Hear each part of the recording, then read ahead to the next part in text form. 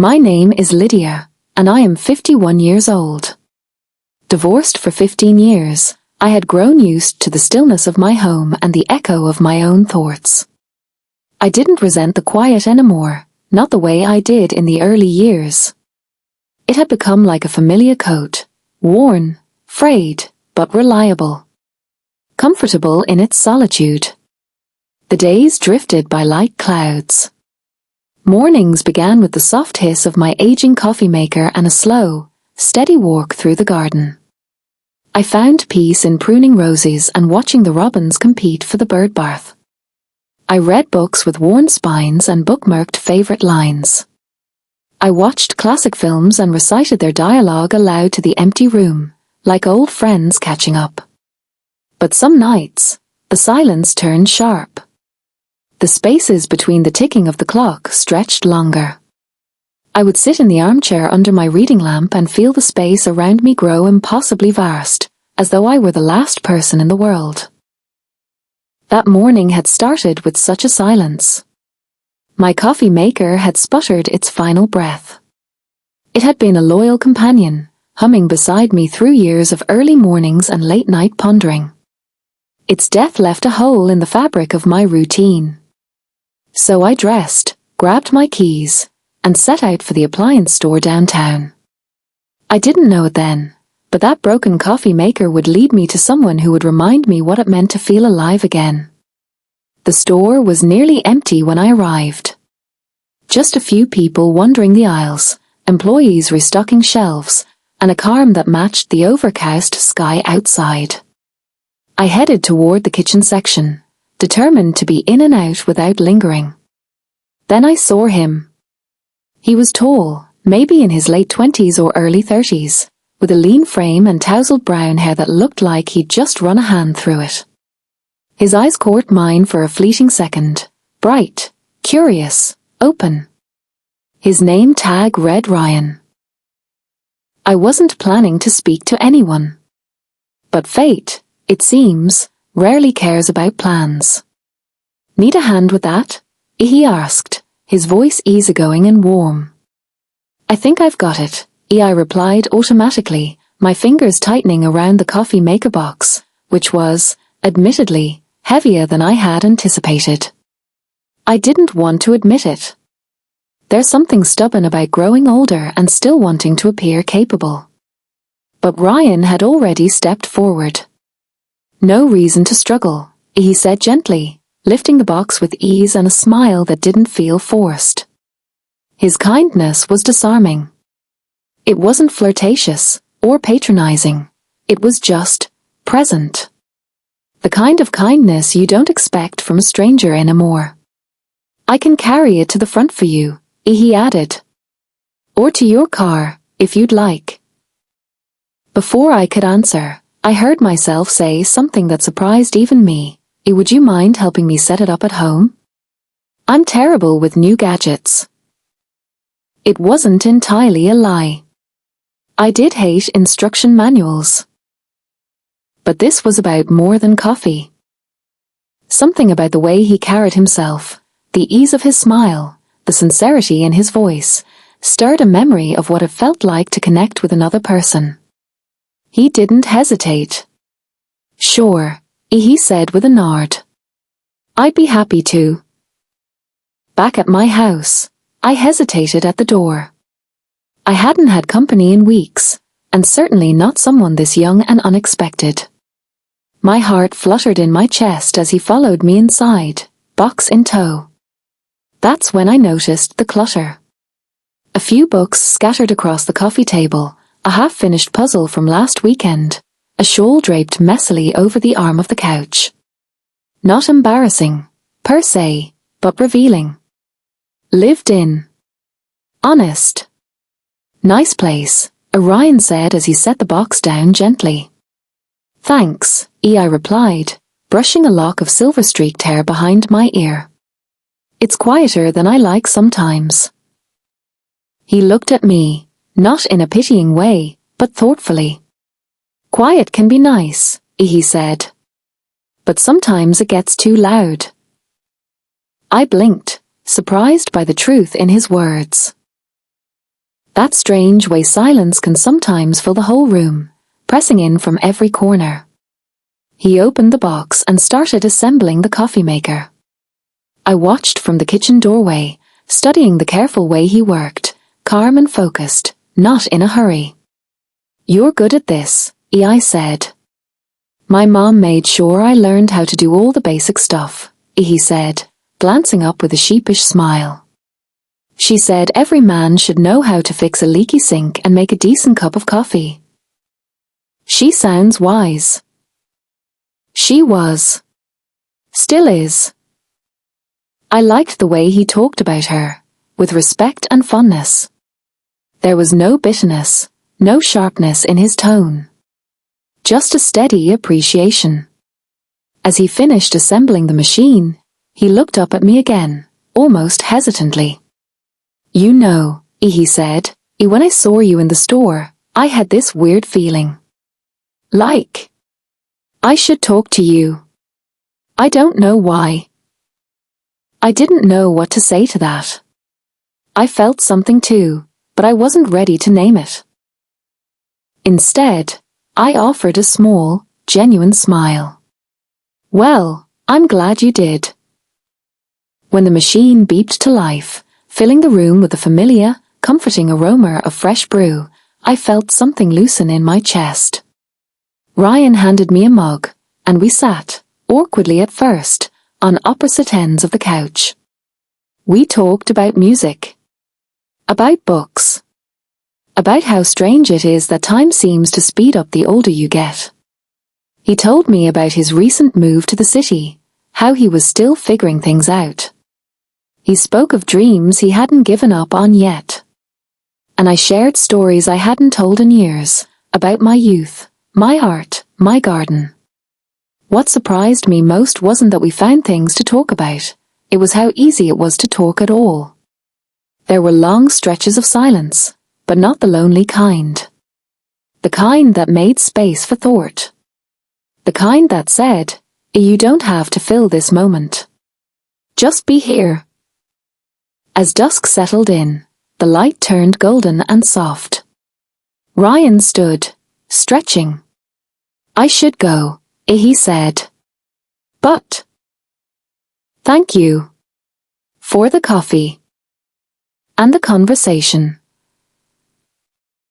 Thank you for helping," I said. "And for listening." He nodded, his gaze lingering just a moment. Not with desire, but with something deeper. Recognition, maybe. The quiet understanding that two very different lives had brushed against one another in an unexpected way, and neither would be quite the same again. Ryan's footsteps were slow at first, each one a whisper against the hardwood floor.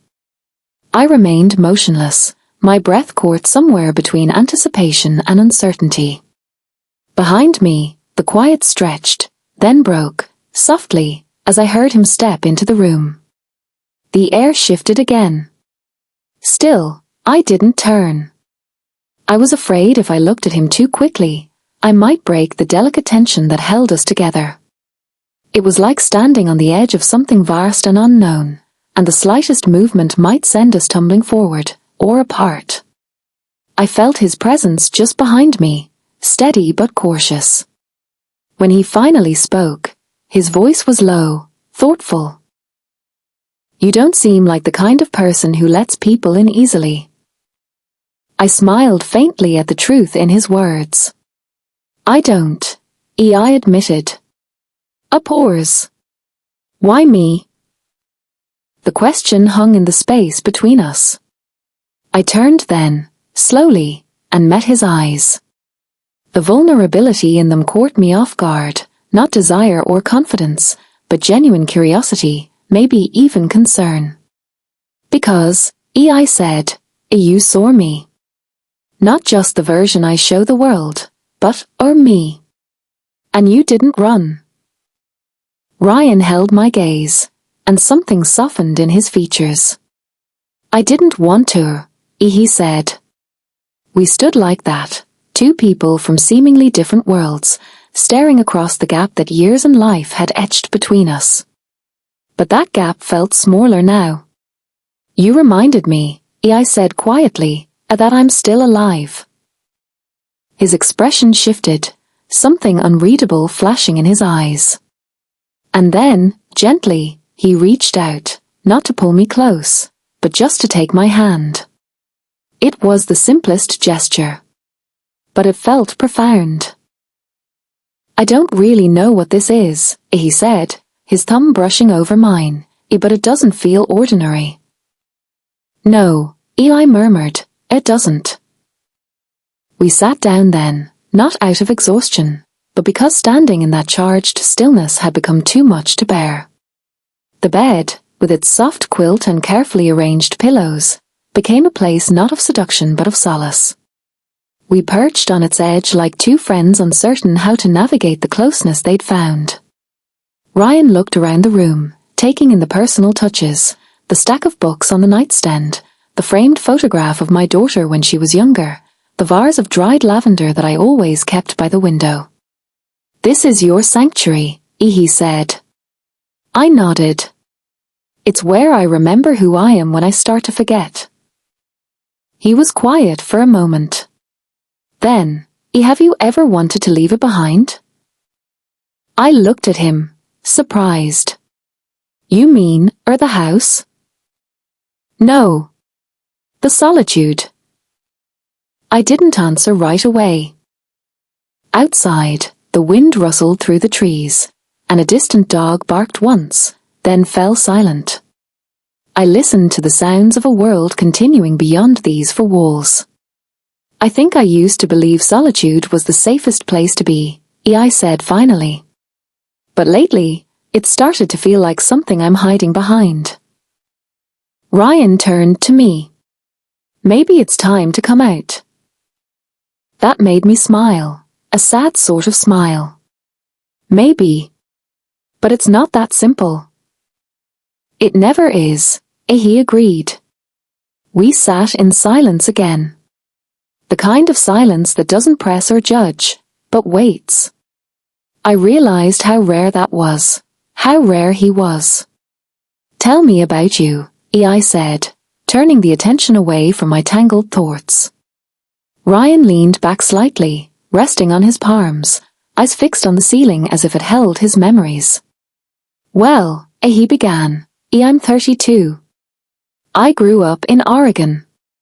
My parents divorced when I was a teenager, and I stayed with my mom. I always felt like I had to take care of her after that. I guess that's why I never really let myself fall into anything serious. I was too busy being responsible." I tilted my head. "You're still young. You have time." He laughed softly. "Time is a funny thing. Sometimes I feel like I've lived too much of it too fast. Other times, like I haven't lived at all." "I know that feeling," I said. He turned to me. "Yeah. I think you do." For a moment, our ages, our differences, the weight of the years between us, all of it disappeared. There was only understanding. "I don't want to be someone who just passes through your life," he said suddenly, his voice firmer now. "I don't know what this is, but I want it to be real." I looked at him, heart aching with both joy and fear. "I want it to be real too," I said softly. "But that doesn't mean it won't be difficult." He nodded. "I'm not afraid of difficult. I'm afraid of meaningless." That stopped me. I looked at him and realized how rare that kind of sincerity was. "Then I guess," I said, "we take it one moment at a time." We left the bedroom then, not in a rush, but in a kind of quiet agreement that the story unfolding between us didn't need to be rushed. In the kitchen, the wine glasses still waited. The bottle was half empty, and the air had cooled slightly. I poured another glass for each of us. "To the moments," I said. Ryan clinked his glass against mine. "To the ones we don't see coming." We sat at the table, the shadows from the overhead light casting soft golden patterns on the wood. He asked me about my favorite books, and I told him about the ones that had made me cry. He asked me about the worst day of my life, and I told him about the day my daughter moved across the country. He asked what I was most afraid of, and I told him the truth. Wasting the rest of my life waiting for something I'll never have. His hand reached across the table, quiet but sure. Then don't wait, he said. Live it. I studied his hand covering mine. So simple. So powerful. I thought of the years I'd spent building walls. Carefully crafting a life that kept me safe, but also small. I thought of the nights I had convinced myself that loneliness was a comfort, not a cage. Ryan didn't come into my life like a storm. He came like a sunrise, quiet, certain, unexpected. Later, we moved to the living room. I lit a fire in the hearth, and he helped me stack the kindling, both of us kneeling on the rug like two people building something ancient and important. The fire crackled to life slowly, flame licking at the logs until warmth began to fill the room. We sat on the floor, legs folded, the flickering light casting gold across his features. Tell me something you've never told anyone, I asked. He was quiet for a long time. I thought he might parse. But then, I'm afraid, he said, of never being enough. For anyone. For myself. I reached out, not for his hand this time, but for his shoulder. Steady. You are enough, I said. Just as you are. You don't have to prove anything to me. His breath shuddered softly in his chest. You don't know how much I needed to hear that. We sat like that, side by side, watching the fire dance. It wasn't passion that filled the room, it was something quieter, deeper. Connection. Trust. When the fire died down to embers and the house had gone still, Ryan stood and stretched. I should head out, he said. It's getting late. I nodded, my heart sinking, but I didn't argue. Some part of me needed the space to process what this night had awakened. He walked to the door, pausing with his hand on the knob. Will I see you again? He asked. I smiled. That depends. Will you bring the coffee next time? He laughed. Only if you promise to make the muffins. It's a deal, I said.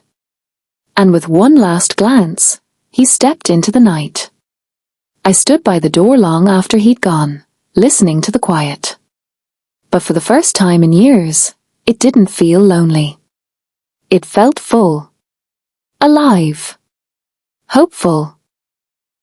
3 weeks later. The days that followed were quieter, but not empty. Ryan and I didn't rush. We never had. Our connection had grown like a slow-burning fire, constant, deliberate, and impossible to ignore. He came back 2 nights after that first evening. True to his word, he brought coffee. I made the muffins. We sat on the back porch, wrapped in a shared blanket, drinking from mismatched mugs as the sun set behind the sycamores. We didn't talk about or what we were, or label what was happening between us. We didn't have to. There was a rhythm forming between us, one born of trust and patience. But beneath it all, I knew something would have to shift eventually. We were living in borrowed time, floating in a liminal space that couldn't last forever. And it didn't. One afternoon, Ryan showed up with a leather-bound journal and an anxious look in his eyes.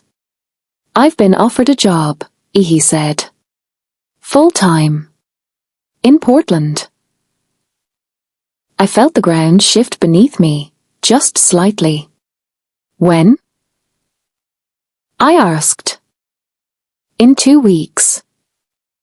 It was a clean break, The kind of opportunity people don't turn down. He explained how the position aligned perfectly with his goals, how he could finally settle into something real, something long-term. And you should take it, I said. I meant it. And it broke me to say it. But what about us? He asked, voice barely above a whisper. I didn't answer right away.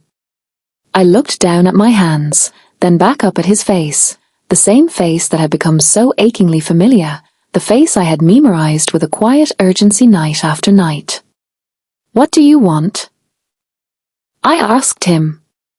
He crossed the room in 2 steps and sat beside me. I want to stop wondering if love has an expiration date. I want you, Lydia. I want this. But I can't ask you to follow me, and I can't stay here without purpose. You have purpose here, I said, more harshly than I intended. He touched my hand. Not the kind that builds a future. And I think you know that. I did. But knowing didn't make it easier. Do you remember what you said that night in my bedroom? I asked, voice trembling. You said you didn't want to be someone who just passes through. His eyes closed for a second. I remember. I leaned in, forehead resting against his. Then don't be. 2 weeks later. He left on a Sunday. I helped him load the last of his boxes into the back of his truck. There wasn't much. He had always traveled light. When everything was packed, we stood in the driveway beneath a sky too blue to belong to goodbye. The wind tugged at my hair, and the scent of lilac drifted from the hedge nearby. Neither of us cried. It wasn't that kind of parting. I don't know what happens next, I said.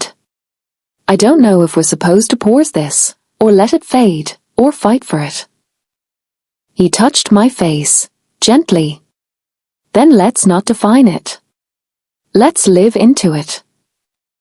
And with one final, lingering kiss, he was gone. 3 months later. Summer arrived, thick with heat and the hum of cicadas. I filled my days with books and gardening, with long phone calls to my daughter and early morning walks to clear the thoughts that clung to me like vines. Ryan wrote to me. At first, it was once a week. Then twice. Long letters, pages of ink and truth. Sometimes he sent photographs of the city, of his tiny apartment with its crooked window, of the coffee shop where he wrote in the mornings. Other times he wrote about nothing at all. About birds on a power line or a poem he'd read. But always, he ended with the I miss you. I wrote back, but more slowly. Not because I didn't care, but because I did. Because I was afraid of what would happen if I let my hope grow too large. I had spent years building a life that didn't rely on anyone but me. To need someone again felt dangerous. Still, I read every letter until the ink blurred with wear. And then, one day, I picked up my pen. I miss you too, I wrote. But I'm not sure missing is enough. 6 months after the goodbye. I saw him again in the fall. Didn't write. He just showed up standing on my porch like a memory come to life, his jacket unbuttoned, his hair longer than I remembered. I opened the door and just stared. I needed to see you, he said. I tried to move on. I dated. I kept busy. But no one made me feel the way you do. I stepped back, heart thudding in my chest, unsure whether to laugh or cry.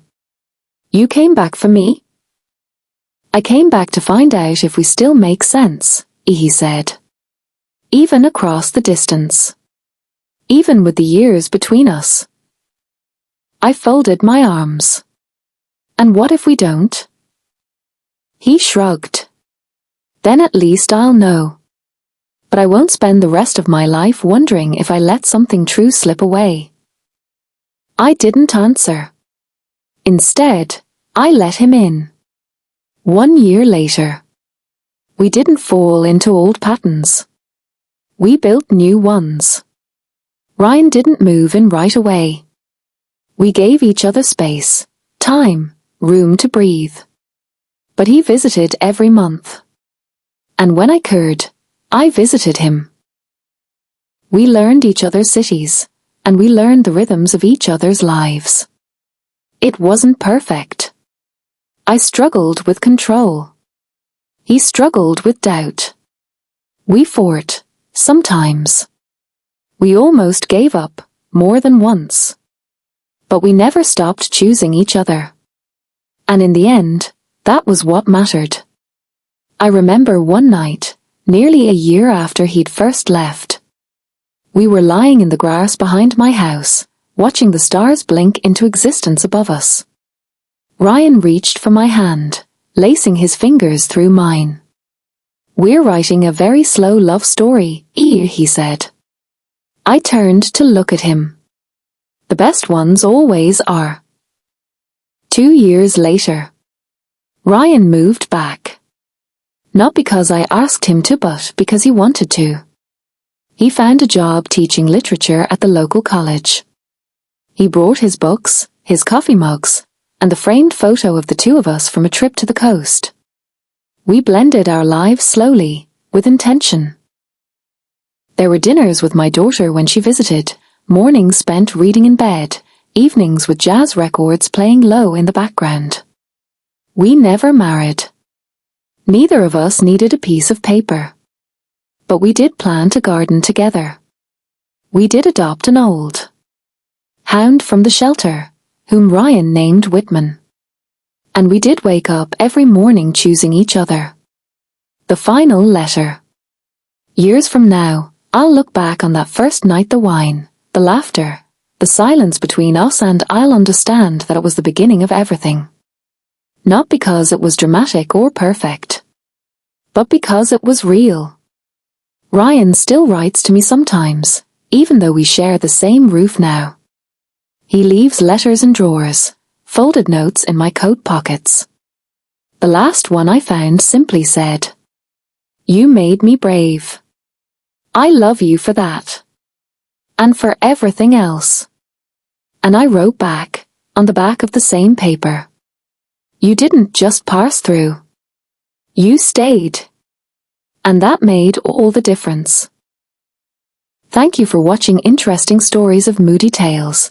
Kindly like, subscribe, and share to get more interesting stories that's more educative than this. Nice day.